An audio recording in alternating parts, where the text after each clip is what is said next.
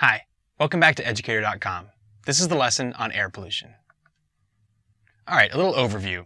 The atmosphere has been a sink for waste disposal by humans ever since the use of fire, and that was approximately 1 million years ago. If you were to ask a paleoanthropologist, they may give you a more precise estimate, but from what I've learned, fire has been in use since Homo erectus, which is around that time. So, in terms of being a sink, it means that for a very long time, for at least 1 million years, we've been sending up at least something, from burning fire, and then as time went on, more and more stuff into the atmosphere, directly because of human activity.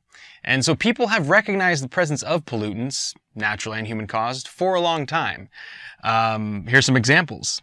Leonardo da Vinci, in 1550, wrote about a blue haze he noticed, and it actually was coming from trees. It's actually a product of interaction between UV radiation with gases in the air, and you end up getting photochemical smog. And it's actually the same process that results in the haze associated with the Smoky Mountains in the United States.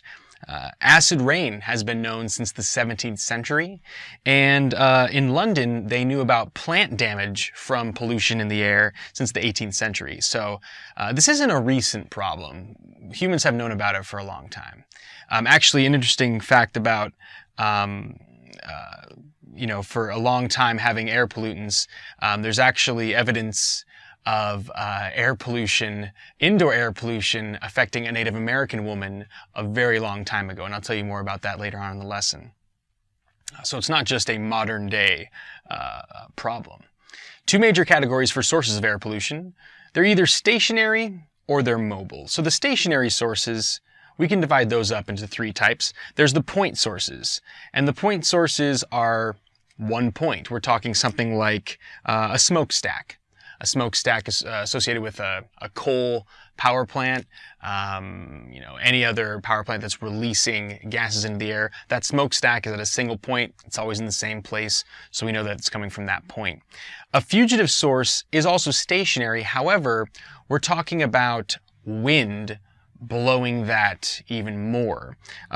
So an open area where you have pollutants going in the air exposed to wind. And the way that I remember that is a fugitive would be somebody who, has escaped the law. They've escaped and the lawman's trying to get him. Well, the fugitive source has escaped thanks to the wind. So that's the way you can remember it. And here's actually footage from NASA over Greece. You have this fire, and you can see clearly that smoke is going hundreds of miles. So that's a fugitive source. And then area sources. We're talking about well-defined areas with several sources of pollutants. So you can have an urban area being an area source. You could have an agricultural region being an area source. And then, of course, mobile sources would include car pollutants, a ship, a car, a plane, anything that's moving and releasing pollutants into the air, that would be a mobile source. And certainly when they're mobile, they're spreading that around to much more areas.